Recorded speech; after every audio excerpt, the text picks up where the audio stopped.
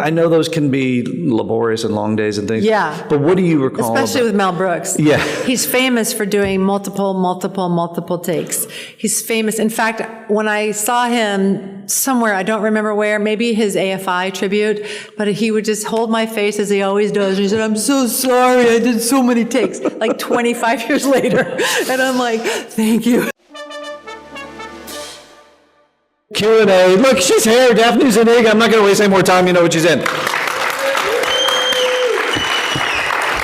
guys selling Spaceballs t-shirts. How did his stand-up act go? Oh, it's horrible. Oh my God, I've been waiting for you. Work out some jokes. Kyle and I are not set up for this. We need celebrities with talent who do the. Okay, here we go. How was your photo op?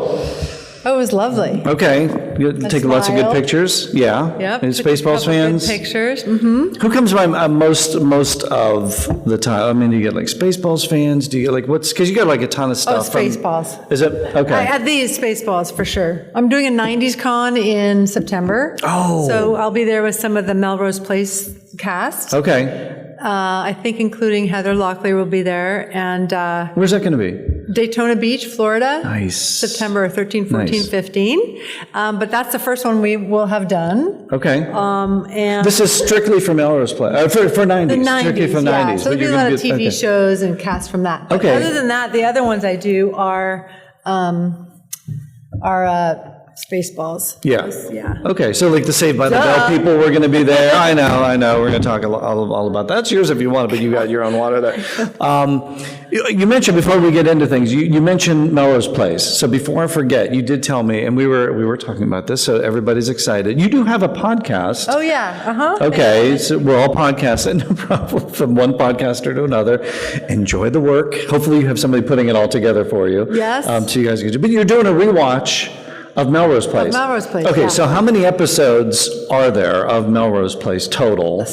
Like 1,000. Okay, it was on for a while. Yeah, and it was back in the day when we shot like 34 episodes a year. Right. None of this streamer stuff of like 8 episodes. 10 episodes, and it's right. gone. And it leaves us going like, ugh. Yeah. I don't know if I want more or if I'm just pissed at you now. Like, it's like a long movie. But yeah, so we Okay. have a couple hundred at least. And we just started it. So Yeah. we've seen, I think, 4 or 5. Okay, so you're starting at the beginning, you're just going through. Yeah, You're we're starting just going episode through. 1. Yeah, okay. So do you know how much work this is going to be, right?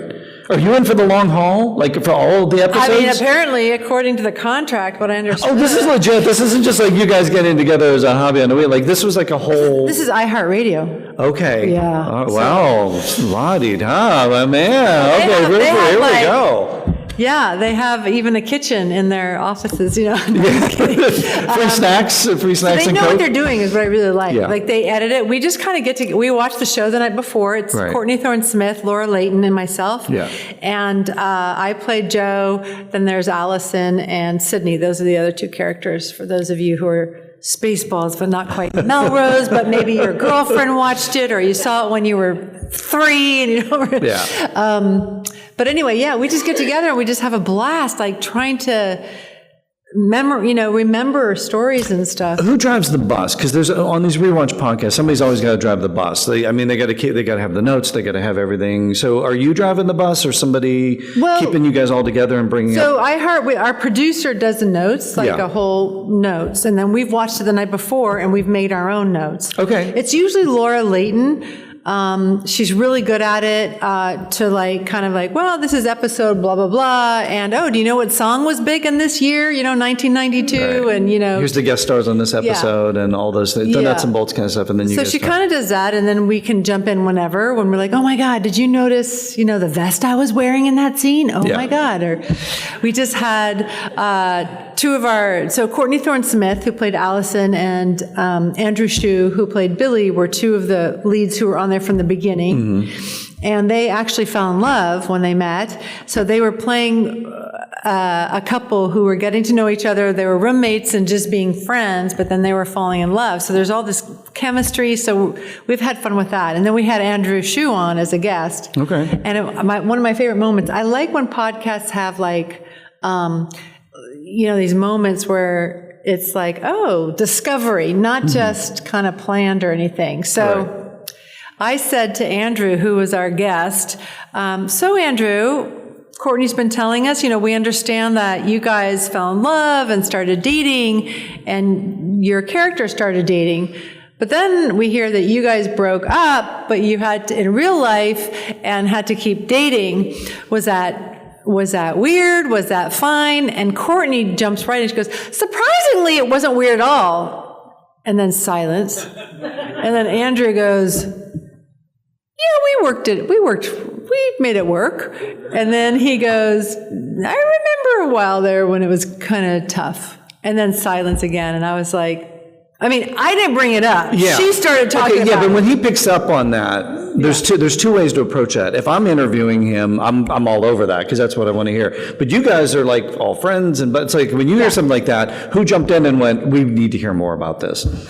Well, I jumped in and said, because Courtney wanted to really control the narrative, you could tell. Okay. Oh, no, it was fine. And this from her point of view. Right. But I said, shush, I want to hear what Andrew has to say. Somebody has, yes, there you go. Because sometimes podcast people, we talk over the person too much. We need to let the guest talk more, I think. When I don't have that problem whatsoever. You don't? I'm kidding. I just did it too. Yeah. So anyway, it's a lot of fun. Yeah. Yeah. Oh, so you're still going, the place. Well, how do you take your notes? Like when you're watching, like are you writing things down? Are you pausing? Are you going back to I'll pause and I'll go back. I watched the episodes probably at least twice through. Oh, okay. So not just a cursory. No, I just want to watch it so I really remember, because there's, you pick up everything. I just want to know I just want to feel like I know what I'm talking about when we record the next morning. Right. Because it was 30 years ago. Right. So, and you probably forgot like a bunch of things. Oh my God, I forgot so-and-so was a guest on that episode. Well, what's the name of the podcast? Still the Place. Still the Place. Yep. So I heard to subscribe, like, follow. Yeah. You know how to do it. Do all the things. Yeah. Go clickety-click right now and get on the podcast. You know what I like about it also is like it gives us something to talk about. We go through scene by scene and we just, but it also gets us to talk about a whole other era that all of us like can remember and kind of back in the 90s when things were different and whatever. Right. So what we're wearing, the music that's on the soundtrack. It's just fun to revisit another era. What's blown you away the most of either a style or something you said or a way maybe you performed or acted a certain scene? Like what did you just go, oh, okay, that was different? Hairspray, for one. The hair is constantly, and I remember because I was in the makeup trailer and, there were 5 women and the poor guys are on the end. So I remember the hairspray, Courtney's always just curled and like the Brett girl. And, mine had so much spray because I do this all the time. I just do this and like whatever. And so they had to put so much spray so I wouldn't keep doing that because you have to match. Every scene, every angle has to match visually. Yeah. Or it would just be like, we see that if it's flipped to one side and then all of a sudden it's completely different than the next thing. Or the hairspray, the shoulder pads, the makeup itself. There's a lot of makeup going on, and also the men are constantly shirtless in our show. We noticed that. Yeah, there was a lot of that in the 90s. A lot of that. And so that's what we asked all of them. We asked them, did you remember that? And how was that for you? And Andrew was like, oh yeah, I remember being cold on that soundstage. It was, but like walking out of the apartment, bare-chested, just walking out of anywhere. It was really funny. Any chance I got. It's fun when you watch Tom Welling and Michael Rosenbaum do the Smallville rewatch podcast, and they realize how many times he had to be shirtless. And he was always like, there better be a reason, there better be something legit that I'm in here, and it's not just, because it was, the CW and the whatnots. So. Yeah. Well, I think when you're first starting, you kind of do whatever you're told because you don't want to get fired or whatever. Right. And then, so that's the stage we're in because we've just started. We're only in episode 6 of the very first season. Yeah. So, but we remember later, and I remember Grant what? Yeah. This is ridiculous. I'm going shopping or something. Right. Shirtless in the produce section. They would start to say no. Yeah. Well, because you have to get jacked for that too. It's like, if you're just wearing a shirt, it's a whole different scene. You don't have to exercise or do sit-ups or crunches right before.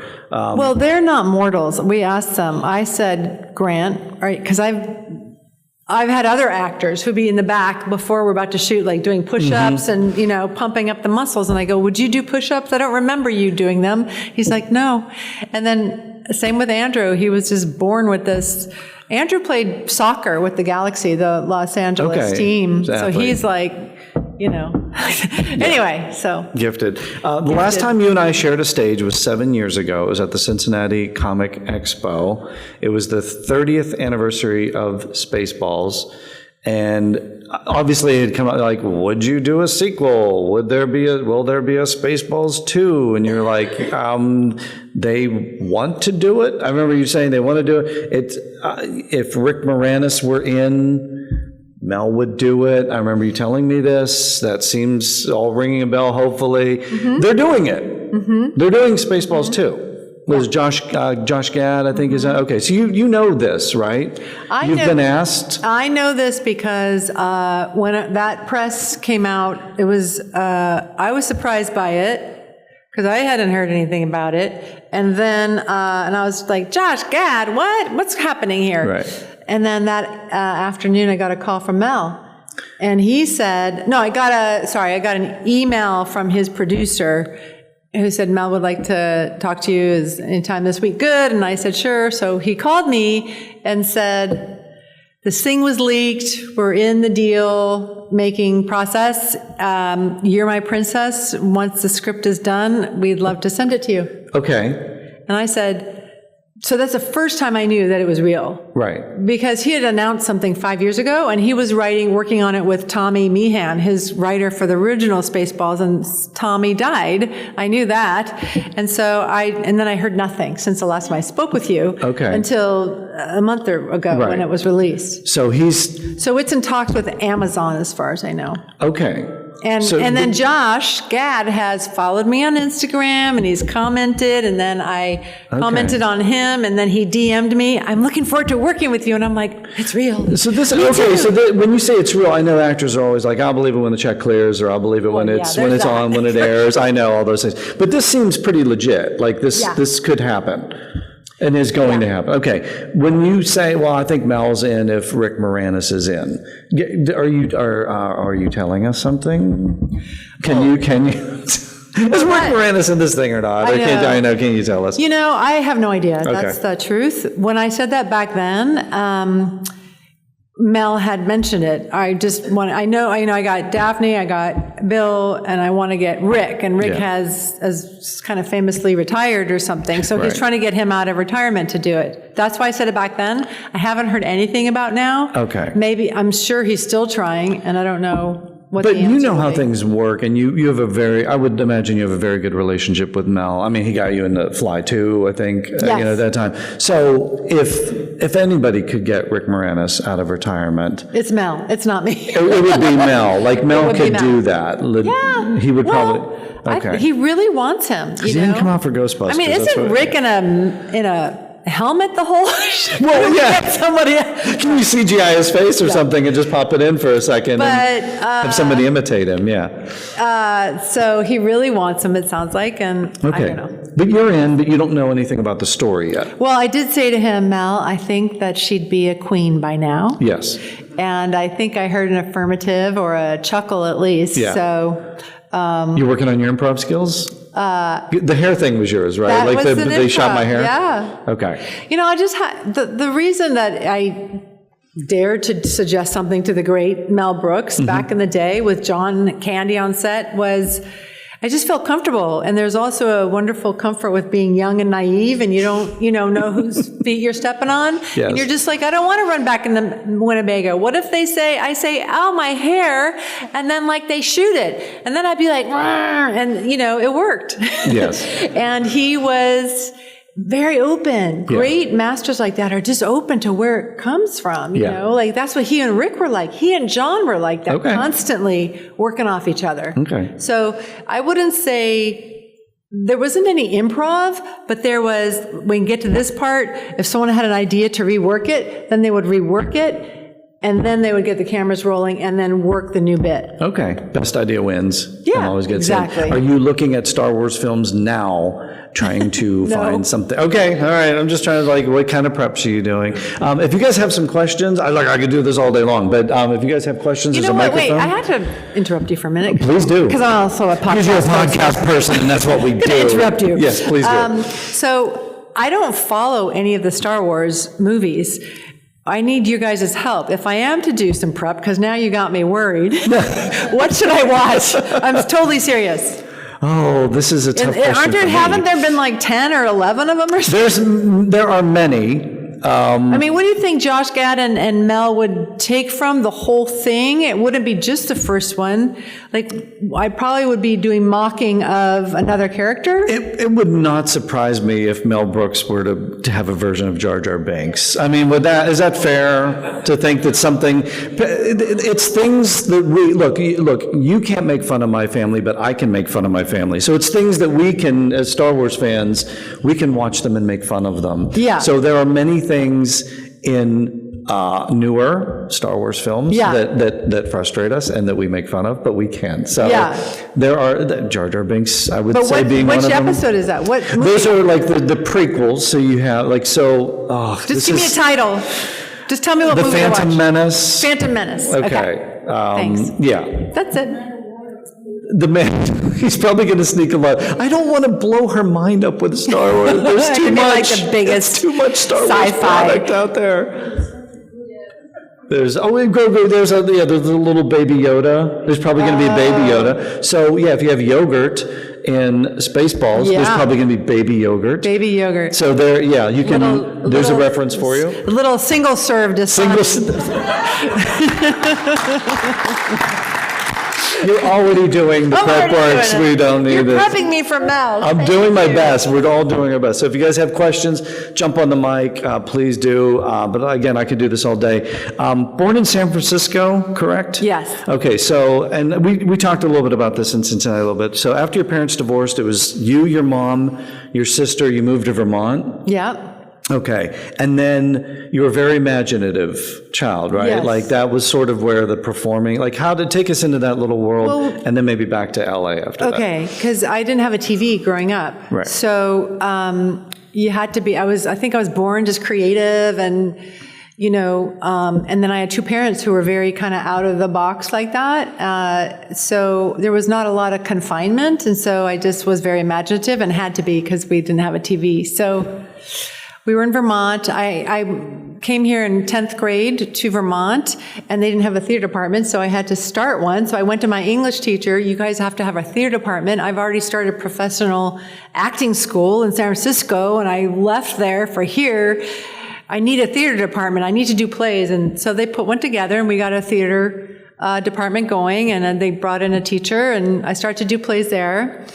And then I just kept it all going. I did summer stock in New England, and then I applied to college. And when I got back to LA, I went to UCLA for theater, and started doing plays there. And then also being, that wonderful thing where you don't know you're not supposed to do something. I was 17 when I went to UCLA, and I think probably when I was 18 or something, I started sending my picture out to things I saw in the ad. We had a thing, it was kind of like backstage. It was called Drama Log. And it was sort of like in the back of Variety or something, they would have parts that were casting. So I didn't have an agent or anything. I was just at UCLA, and I sent out a picture and resume, and I got a call. Remember answering machines?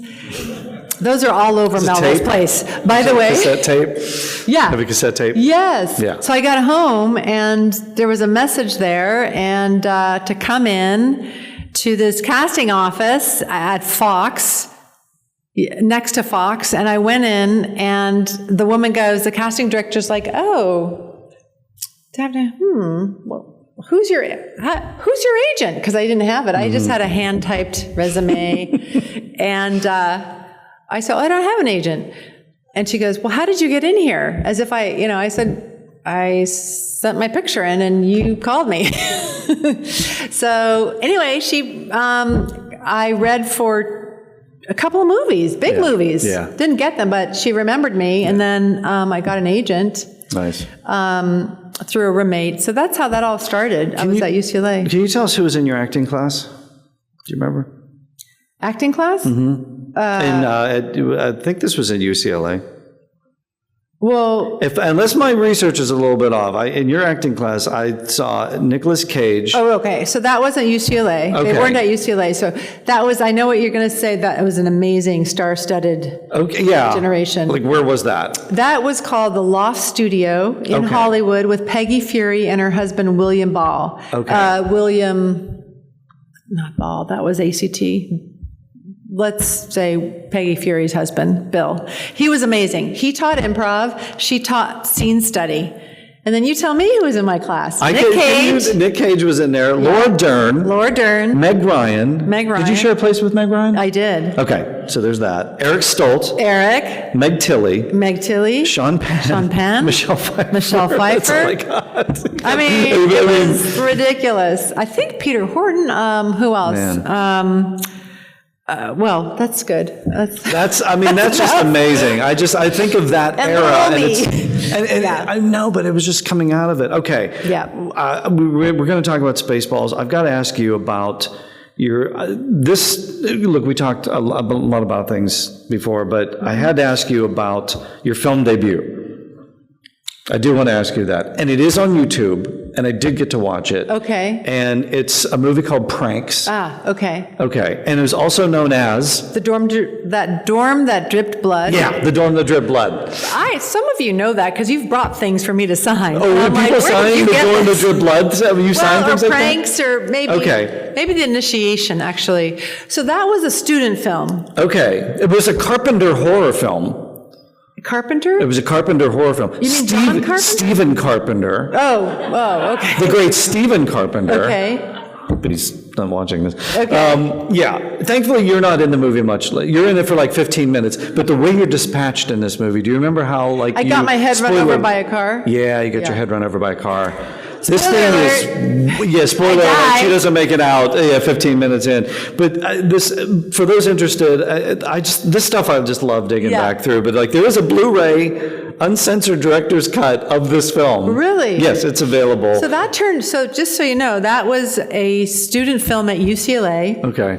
And a film student there, Jeff, I don't remember his last name. Jeffrey Obro? Yeah, the audio commentary, he's on it. Okay. So if you want to go get that, you can watch the audio commentary. So he apparently had well-to-do parents because that thing cost $20,000 maybe. Yeah. And they bankrolled it, and you wouldn't know it was even $20,000. Every penny of that is on the screen. Every penny of that $20,000 is on the screen. The blood they used when my head got crushed was that was like thanks to the parents. Okay. But we shot it in the dorms and the co-ops, I think, at UCLA, and filmed that at night mostly. But I didn't know that was going to go anywhere. I just thought it was a student film.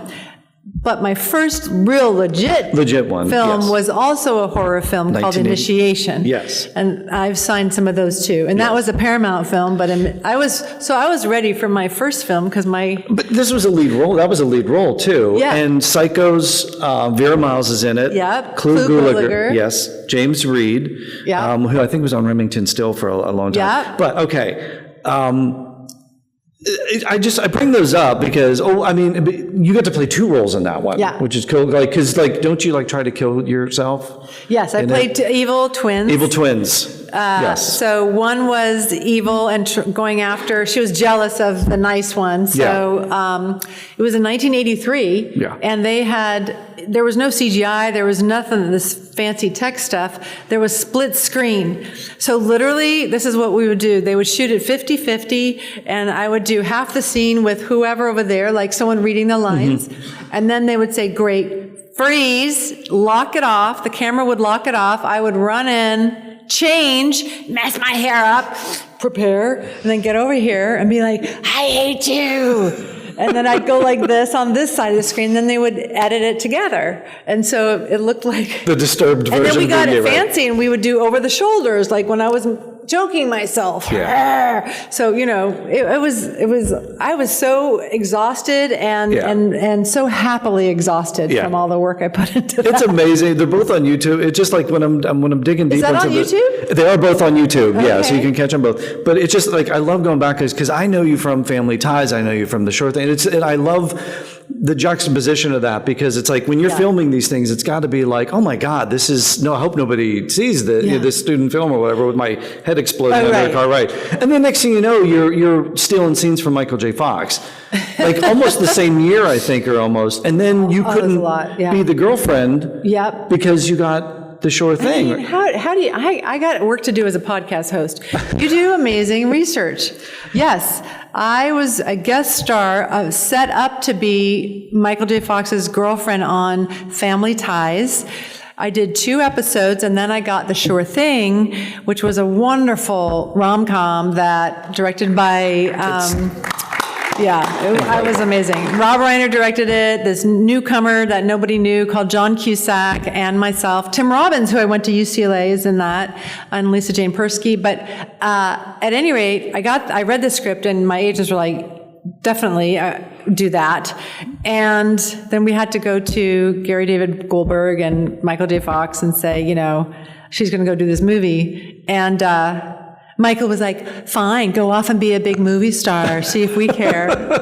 And because then people were either doing TV or movies. You didn't really do both. Right. But then he really broke the mold. Yeah, and Team followed Up and me. Back to the Future. Yes, you guys had it all. You guys took over the 80s. That was the but cool what's thing. cool about that is that Tracy Pollan came in and took my place. Yeah. And then they met, fell in love, and they're still married. Yeah. So you were this close to being Mrs. Michael J. Fox. Well, I know. I don't know about that. In a weird alternate universe, maybe they could have been. It's cool. No, it was the episodes are great if you haven't seen them, but it's like, he has a date and then and then he goes out with you. Well, the other girl is Jamie Gertz. Yes, yeah. And then you both end up at the same place. It's at a prom. Oh my God, it's He great doesn't stuff. know who to say. He invited 2 ladies. He thought he'd work it. Yeah. And then Skippy's then trying to. Skippy. If you haven't seen Family Ties, I know I feel so old now, but it's just like just watch it because Skippy's like trying to. You guys know Family Ties. We're Okay, old with you. Okay, this is a safe We get space. it. This is a safe Such space. a fun show. I know. Such a fun I show. could watch those over and over again, but again, you guys are all stealing scenes from Michael J. Fox, which is impossible to do. Yeah. Yet you pull it off, and I think that's probably why. You end up in Spaceballs. I think you got Spaceballs through. The Sure Thing because of Rob Reiner. Rob Reiner's dad knew. Yeah, it's just amazing. Well, and also to your point, years later, after Melrose Place even, the late 90s maybe, I was, they called me to come do a guest star on Spin City, that Michael J. Fox played the mayor. So they called me to come do a guest star. Gary David Goldberg called me personally, and I was like, okay, well, what's the story? What's the part? He goes, well, you steal Michael J. Fox's sperm. And I was like, excuse me? Yeah, you put them in the freezer, and it's the whole thing. It's funny. It's work. I go, I'll be there. Just tell me where to go. So anyway, it was that kind of role where I had to be, that those sitcoms are really, you have to know comedy. You have to have timing. And I wasn't a pro at that. But Michael, I was hitting one line in there that I thought was, I guess this is good. And Michael just leaned over and goes, Daph, it's funny. It works. It's good. Solid. But if you wait one more beat, you'll take the house down. I'm like, really? So just that he knew that. And so he did. I just led one more beat of silence, and then I went, oh, well, whatever it was. And it worked. And it really worked. Yeah, you could He's see right. the slow burn on Family Ties. Do you have a question? Do we have an audience question? Yeah. Name and where you're There. from? Hi. Hi, my name is Michael. I'm from Pennsylvania. Yeah. And I have the biggest Melrose Place mystery that my friends had about the show that only you can answer. Yes. So at the end of season 4, Yes. Joe leaves the show with Dr. Dominic O'Malley to go photograph Doctors Without Borders in Bosnia. Yes. The very first episode of season 5, when Matt advises Amanda, who owned Melrose Place at the time that you left the show. Wow, you need to come on. I don't even remember any of this. It's your next guest. I may have rechecked the details right before the con, before they came to the pan, I'm not going to lie. But when she was advised, Amanda said, well, I don't even care. I don't care if she's on the moon. She is not getting her deposit back. So my question for you is, did Joe ever get her deposit back? Wow. I think the problem with Joe is that she wasn't great with money and she picked bad men. So I think did you see how cute Dr. O'Malley was, by the way? It was really cute, yeah. Michael, do you remember? What a great actor. And what was his name? Brad Johnson. He was the Marlboro Man. You hear where I'm going? Like, did she care about her deposits? No, I'm in Bosnia, landmines everywhere, but look who I'm with. So that's kind of how I feel Joe was. And I think she was just ready to be out of there anyway and move on to her adventures. And then they did not a very good, but they did a remake in 2009 or something that I did a couple episodes on. And she was now working in they had Joe working in South America at the food shortage, whatever. So she got that probably from the Bosnia thing. But they just carried that on where she was doing all this meaningful stuff for National Geographic or something. I think she wanted to move out of the apartment, but yeah, no, she did not get it back. Well, that's too bad. But I just want to say thank you so much. Her podcast really is great, so you should totally listen to it. Thank you, Michael. Promoting the podcast. Thank you, Michael, for sure.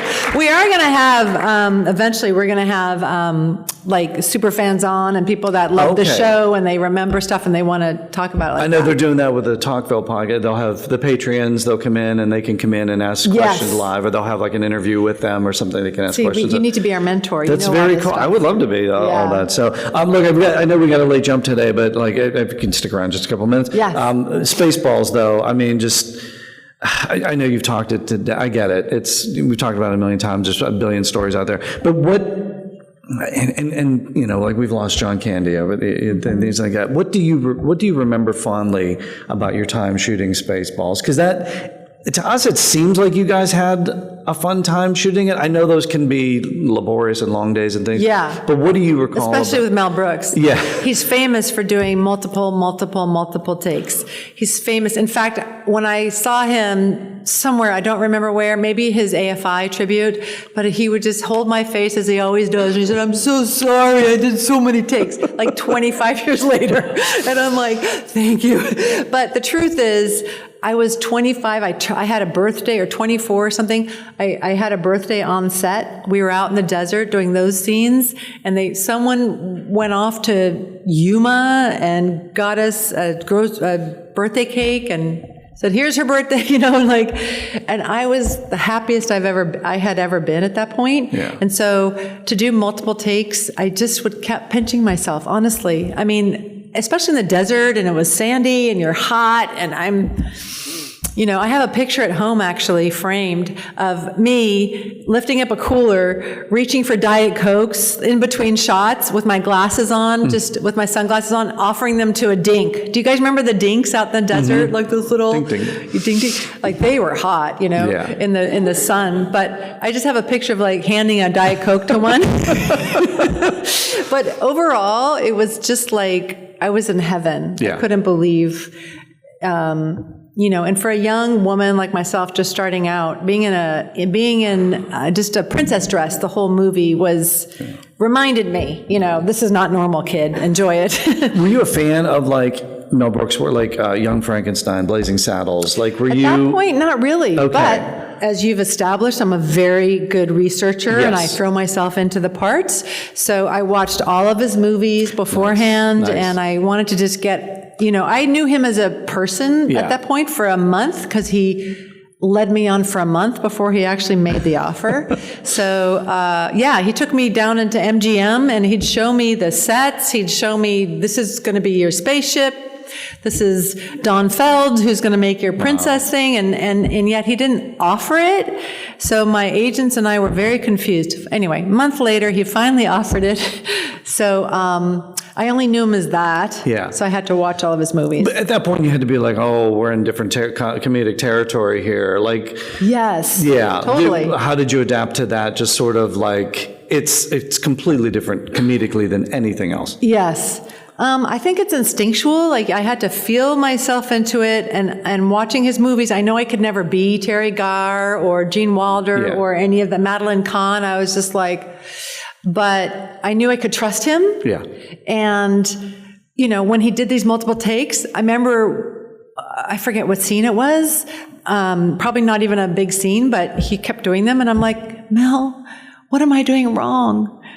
What can I do that you'll be happy? And he's like, oh my God, aren't we having fun? I just want to do another one. Come on, it's perfect. You're my perfect princess. And we're going to do another one at least. I'm like, oh, okay. Wow. So you just trust him. You were literally in good hands. I mean, Literally at that in good point, hands. it's just I look amazing. forward to Can doing you it do a Mel Brooks? Can you do a Spaceballs too? Like, he's going to go full tilt, right? Like, he's going to. What do you mean? It's just a different. 2024 is much different than the 70s and 80s. Do you mean, like, can he have the same kind of humor? Yeah, it's like so much of it is politically incorrect, but I Yes, think so right. much of us question. we were in on the joke. I think we were, like, everybody watching it was in on the joke, and it's kind of like Monty Python, where, like, it's Anything goes. you offend everybody equally, and nobody escapes, nobody gets out alive. Right. And I think when you're that, we just all sort of come together in a weird kind of way. But, like, can you... Well, also society was different then. Yeah. We weren't politically correct, and Yeah. it was, I think some of it was just like, yeah, that's funny at somebody else's cost. But, you know, he did do recently We were talking about before you got History. History of the World Part 2. So was that politically correct, or was that old fat OG? Yeah, and see, I'll be honest, I did not see those episodes, but you saw them. Not politically correct. It was Mel Brooks. Yeah, okay. But it was inconsistency. You could see there was a struggle today. Okay, so yeah. So there's... You know what I there's think would be great? Maybe pulling a few punches. It would be great to, like, be Mel. Mel's always going to be Mel. Yeah. But even Mel has, limits. Like, it's not so much like the offensiveness, it's like the comedy of it. He's like, this is not funny. I remember it because I did the animation series with him. Right. And he was in the room, and someone else wrote these scripts. And he read this one, and he's like, who wrote this? I mean, it was too hyper sexually insulting and gross. And he's like, I don't want to. And he just was like, we're done for today. Someone's going to rewrite this, and we'll be back next Brilliant. week. He So gets he knows. But He's watching. I think it would be great if, I don't know Josh Gad's humor. It'd be interesting if they could do, like, this is full on Mel Brooks, but we know it's 2024, so can we even do a nod to that? That would be funny. Yeah. You know what I mean? Like, we're trying to do Mel Brooks, but I don't know. It'd be funny to We acknowledge would it all. have said this, but now we have to say something. I mean, you could even know. just go full tilt like that. It's going to be amazing no matter what it is. We're so Yeah. glad you're going to be a part of it. We know the podcast. We got that coming up. Everybody's already subscribed Still in the the audience. place. Yeah. And what else is next for you? Well, we also were working on, there's a reboot in the works that's taking so long, but we would love that to go, a reboot for Melrose Place. Okay. So, All right. with the OGs. We have them all, Yeah. we're all still friends. That's why we have them on the podcast. Yeah. And so Okay. we'll see. That's in talks with the studio and network. Okay, so this is teasing us for that coming up Yeah. ahead. And you're on the socials. We can just follow Yeah. you all over the place. Yeah, I'm on Instagram mostly. I don't think I'm on anywhere else anymore. Okay. You're here all weekend. Yes. There's a million things on your table to sign. There's a million questions to ask you.